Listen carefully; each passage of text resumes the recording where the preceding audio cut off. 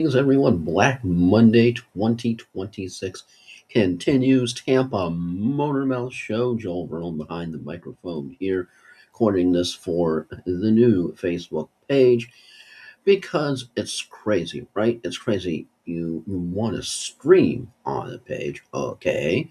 So the app is like, okay, set destination, a Facebook, set destination to the Facebook page. I'm sorry, you don't have permission to stream to this page. It's my page. Why don't I have permission to stream to my page? Okay, I'm just this cool. Little bit of a social media rant there, but so when that happens, you post it to YouTube, then you post the freaking YouTube link to the freaking Facebook page. So yeah, of course, I did see a post by a social media influencer, pretty major one, that's alluding to the fact that Facebook may be limiting if you don't get verified, which of course means you gotta pay the money. If you're not verified, there'll be a number of uh, posts per month that'll be limited to your Facebook account, unless you're using something that's a Facebook approved link, like an Instagram, apparently. So, social media just always evolving, always changing, and I don't know if it's for the better or not. Just because before Twitter became X, was it was easier to use. Let's say that. Let us say that you can post and people responded and it was a fun platform. And now you can't even do searches unless you're verified. And everybody, of course, can get verified. All you have to do is pay the money. And a problem once again, so many subscriptions, it's like streaming services. Back in the day, it was a couple streaming services. Everybody had Star Trek up the wazoo. You didn't have to worry, is it Star Trek on Hulu? Is it Star Trek on Netflix? Where do I want to watch Star Trek tonight? And now, because of course it's all gone over to flipping Paramount Plus, and that's the only place, because it's even leaving Netflix now.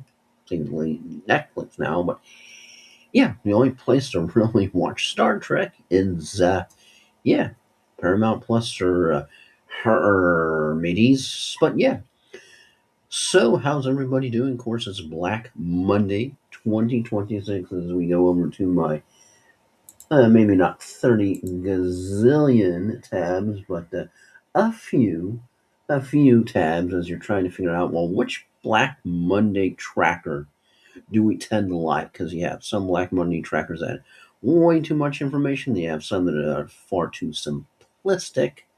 And I actually found one that Click to Houston, a local news station that basically just has a kind of in chronological order and has the coaches who were fired. You gotta like that. You gotta like that. And just realize, yeah, hopefully you can hear me all this time because I realize that the microphone may have not been extended down to my mouth. Probably. Technical difficulties. Please stand by. Dun, dun, dun, dun, dun, dun, dun, dun. Anywho, but of course, Black Monday head coach firings, of course, already. Raheem Morris canned yesterday on Sunday. That counts as a Black Monday, even if it's on Sunday. So we're at one. I said three. I said three, and we've already gone over that total. Raheem Morris's seasons with the team 2024-2025 overall record, yikes, 16 and 18. Is that bad? Best season 2024, 8 and 9 record, second place in the NFC South. Playoff record, playoffs, 0 and 0. Yikes. So he gone, and they also canned the GM too. I'm not sure if Arthur Blank, the CEO, stepped down because I think I saw something but cannot be confirmed. But I do know Raheem Morris and GM gone in not Atlanta. So yeah, they cleaned house there. Then of course next coach fired, Kevin Stefanski. I didn't have Raheem Morris on my list, but I did have Stefanski on my list. Seasons with the team six. Probably one of these what took them so bleeping long. 2020 to 2025. Overall record 45 and 56. Best season 2020, 11 and 5 record, third place in the NFC North, one playoff win, playoff record, 1 and 2. At least he got to the freaking playoffs. Coach fired number 3, Pete Carroll. Yeah, you saw this one coming from 5 light years away. Seasons with the team 1 2025. Overall record 3 and 14. Good God, best season if you could call it that. He only had one season, 3 and 14 record, fourth place in AFC West playoff record, current tenure zilch. Then, of course, oh yeah, last one so far today. Cardinals fire Jonathan Gannon, seasons with Team 3, 2023-2025. Overall record 15 and 36. Best season 2024, 8 and 9 record, third in NFC West. Playoff record 0-0, probably best remembered for being fined $100,000 for physically bumping a certain running back. We all remember who, yeah, did what he did. We all remember that, don't we? So, yeah. And he was letting the back know that he was exactly thrilled with that. And, yeah. The coaches, of course, already fired in this season. That would be two. You already know Titans head coach, of course, former head coach Brian Callahan fired on October 13th, 2025, after a 1-5 start in the 2025 season. Seasons with the team 2, 2024-2025. Overall record, good God, 4-19. Best season 2024. 3-14 record. How can that be considered a best season? Fourth place in the AFC South. Playoff record, yeah. Yeah. Then, of course, Giants fire Brian Dable, fired on November 10th, 2025, after a 2-8 start to the 2025 season. Seasons with Team 4, 2022-2025. Overall record 20-40-1. Ugh. Best season 2022, 9-7-1 record, third place in NFC East. 1 playoff win, playoff record 1-1, but at least he ended up getting the playoffs, and coaches hearing that they're going to retain Zach Taylor. Apparently got the blessing of one Joe Burrow. Steichen over in Indyland being kept. Maybe it's just looked at when Daniel Jones did what Daniel Jones did. It's not really his fault. Joe Sheen somehow is being kept as the general manager in New York, and you look at his record and you're like, good God, that's his record, and they're keeping him. What does he have on somebody to force the issue? And so far, Buck fans, I know, so far, nothing about one head coach, Todd Bowles. And now we have some lines, because when I was doing an earlier show, I didn't see any lines on the King of Drafts, but yes, we have them now. Rams and Panthers, who I mistakenly called the Patriots in the last really big update. Yeah, not surprisingly, the Rams 10.5 favorites over and under 46.5, almost $6 favorites. They're going to have Devontae Adams back. Puka Puka is ready to rock and roll. Hopefully, he doesn't do anything stupid in the offseason. And I think the Panthers get absolutely creamed. The Rams remember what happened in the regular season, and they're looking for paybacks. Now, I will say, even though it sucked as a Bucks fan, I'm glad the Panthers got in and the Bucks didn't, with some of those actually crazy, egregious calls that so absolutely went the Bucks' way, and you just sort of felt like they were handing the game to the Bucks. Here you go on a silver platter. Thank you for the Venmo payments. Here you go. And the Panthers get into playoffs. I think, as much as it sucks as a Bucks fan, kind of glad justice in that case was served with how egregious some of those calls were. I was listening to Gil Alexander on the numbers game, and I'm going, okay, because I was listening to the radio broadcast, and it's a different perspective when you're hearing Gene Deckerhoff call it, as opposed to you're watching it. And I didn't realize that there are at least 4 or 5 egregious calls that went the way of the Bucks that should have gone the way of the Panthers. So yeah, I'm glad that at least justice was served and the Bucks didn't get in because of all those crappy calls. Because that sucks when officiating goes like that, even when it's for your guys. So yep, and I'm still picking the Rams, Packers, and the Bears. Ooh yeah, not surprisingly a close one. Bears minus 1.5 home favorites. Over and under 45.5 minus just 112 in the pick 'em. That's just because question, are the Bears the real deal? What's the health of the Packers? Because we saw how absolutely craptacular they were in Week 18 with the third string emergency, might have been a fourth string. How badly the Packers were hurt. Quarterbacks, but yeah, I'm still picking the Bears here. I know Packers are super sexy. I know they got the offense. Something about the Bears at home.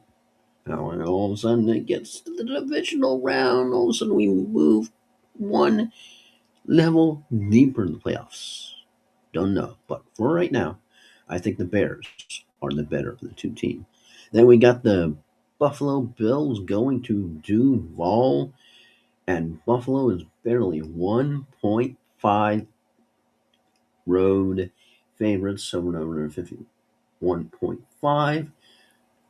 Barely minus 122. Buck 22 favorites, and that has to all be because of the Josh Allen foot issue that has been plaguing him the last 2 weeks. He got to rest. He did one snap, handed the ball off to Trubisky, who you started him in fantasy. For some reason, you were involved in fantasy in week 18. Maybe you took him to DFS. He had a pretty darn good game against.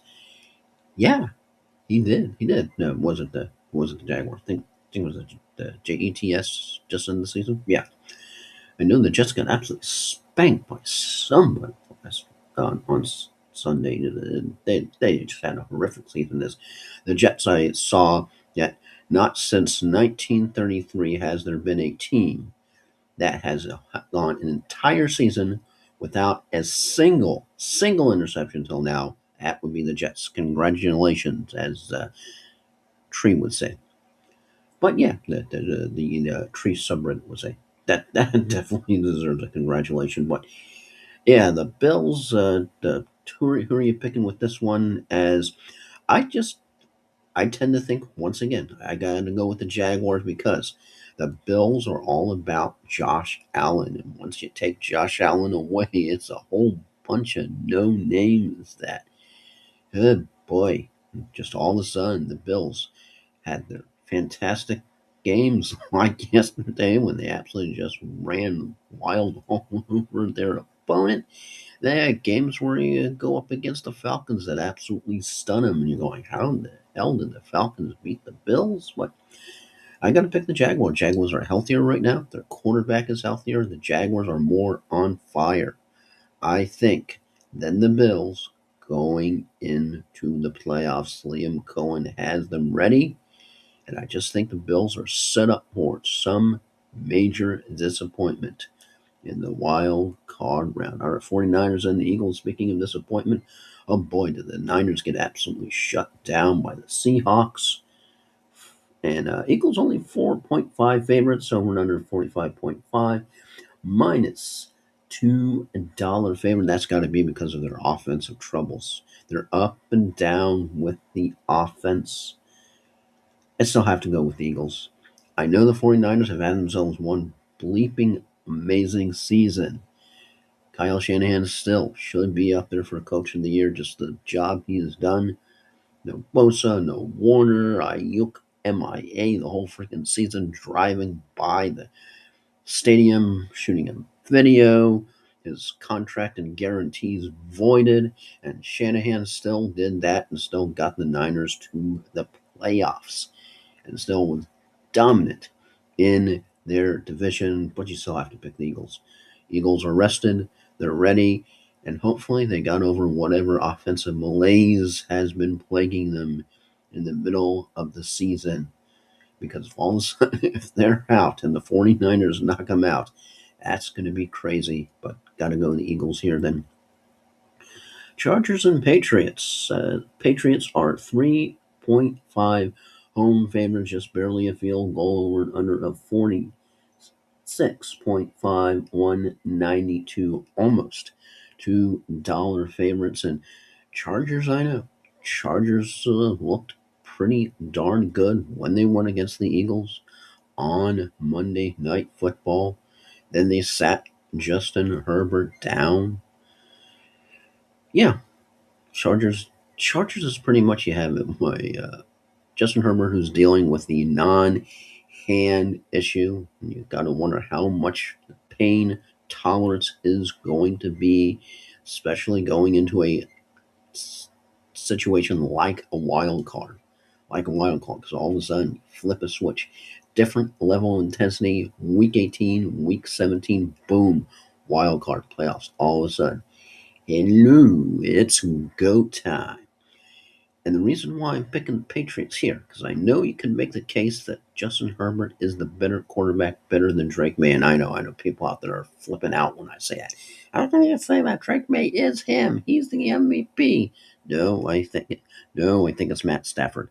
Matt Stafford is the MVP this year. Drake May benefited it from a very good schedule. He did an amazing job. The Patriots have had an unbelievable turnaround. I don't think anybody thought they would have done this good, this soon, this quickly. But Matthew Stafford, is the MVP. Anywho, Chargers and Patriots, you got to go with the Patriots. Or just because better quarterback, more solid running game. Chargers is Omarion Hampton. That's it. And who else? They're always injured. And somehow Ramondre Stevenson battling through his injury, still being dominant. Trevion Henderson has just been an absolute phenom this year. That even if you didn't have Ramondre Stevenson, I think the Patriots still would have run roughshod all over everybody. And they have two tanks compared to one. Omarion Hampton. You got to go with the numbers. Drake May Dangerous himself. Two tanks behind him. They're ready. I think it's going to be a good game. And hopefully the Chargers don't lose by a stupid flipping penalty if they do. But I think the Patriots are the better team. And they're at home in Foxborough. And then, of course, you got to love when the page switches. When the page switches right in the middle. Thank you. Always got to love when that happens. Then, of course, the final game on Monday night, and I don't know why it's on Monday. You should have 3 games on Saturday and 3 games on Sunday. Boom. That's the wild card. Football is meant, especially the playoffs, for the weekend. Houston Texans against the Pittsburgh Steelers. Somehow they got in again. Good Lord. What is it with the Steelers and BS football? That is absolutely an established thing. Texans are -3 road favorites. -3. What does that say? That means Vegas respects the hell out of that Texans defense, and I have to too. Pittsburgh Steelers will have DK back, coming back after suspension after being a bit of a knucklehead and knocking a fan, trying to knock a fan out in the stands. Yeah, don't do that if you're an NFL player. But yeah, as good as the Steelers looked in that second half, not that first quarter. That first half was utterly putrid for the Steelers in that Sunday night game. Then all of a sudden, it's like they flipped switch and they got a Sonic the Hedgehog freaking power ring or something. But yeah, I got to go with the Texans. Why the Texans?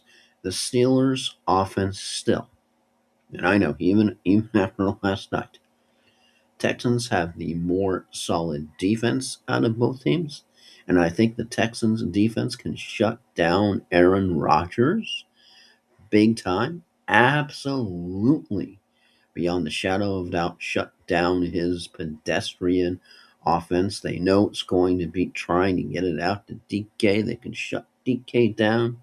Nico Collins is rested and ready to rumble. CJ Stroud is ready to prove himself in the playoffs. I don't think the Steelers belong there one iota. I don't. I agree. I was listening to, once again, I think it was Numbers Game, the two teams they immediately took out, the two teams that they didn't think could go all the way to the Super Bowl. Panthers for the NFC, and for the AFC, it was the Steelers. And I'm like, yeah, I agree with that. I agree with that. Panthers were lucky enough to sneak on in so they could get the time in the sun, and then they gone. Same thing with the Steelers. Steelers just had as DK, and that's DK and Aaron Rodgers trying to heave it, and that's pretty much their offense. So it's going to be an ugly game. -3, over under of 39.5. It's going to be fugly. Monday night, cold night once again in Acrisure Stadium. The Crucible of Cold. This time it's not going to be Duke Jackson. It is going to be Baron Stroud riding into the field of battle to challenge Viscount Rogers.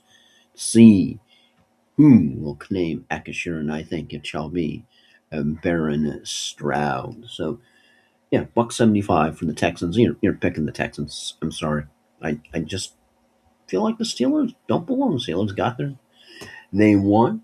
They got in, but they got there. Okay, so one more quick final check to see if anybody else has been canned. Nope.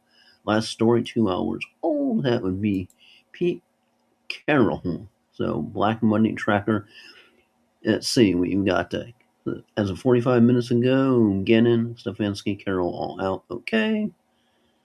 Ugh, yeah. You don't like seeing stories like this. Ravens kicker Tyler Loop and fiance bombarded with vile messages after season-ending miss.